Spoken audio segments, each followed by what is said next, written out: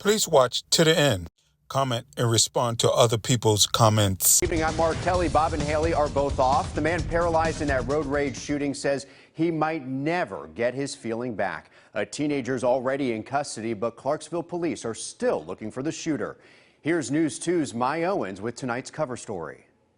And I immediately noticed that my legs were not moving at all. Tonight, for the first time, Julio Mesa is sharing about the moment that changed his life after 4 weeks of waiting for just a small step towards justice.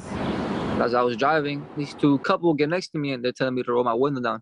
They're screaming at me, telling me to roll my window down, very hostile, and they aimed a gun at me. Next, he tried swerving his car, trying to get away. Then, out of nowhere, See them coming from a different street, bleeding really close to the steering wheel, and that's when the shot went off. Then he felt the pain and blood. My right hand, I was pressing the gas, and with my left hand, I was steering the car with the shot in my back, bleeding, not being able to breathe because the shot went through both my lungs. Without a phone, Julio says he tried to find help, crashing his car into a home, hoping someone would come out and realize he had been shot. The aftermath caught by Dash 10 Media. That was the first thing that came to my mind. I needed help right now. I need help right now. I put my hands up like I was praying, and I was telling him I'm shot.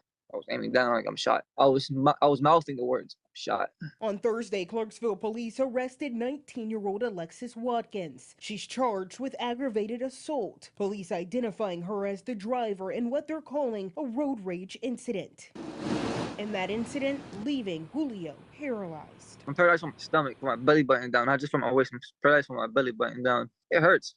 The doctor said that the spine takes about 8 months to heal. Now Julio's focused on moving forward, thanking those that helped save his life. To this day, I want to go back to the house and thank that man. I really appreciate that man to this day. In Clarksville, police are still looking for a black man with short dreads believed to have been with Watkins.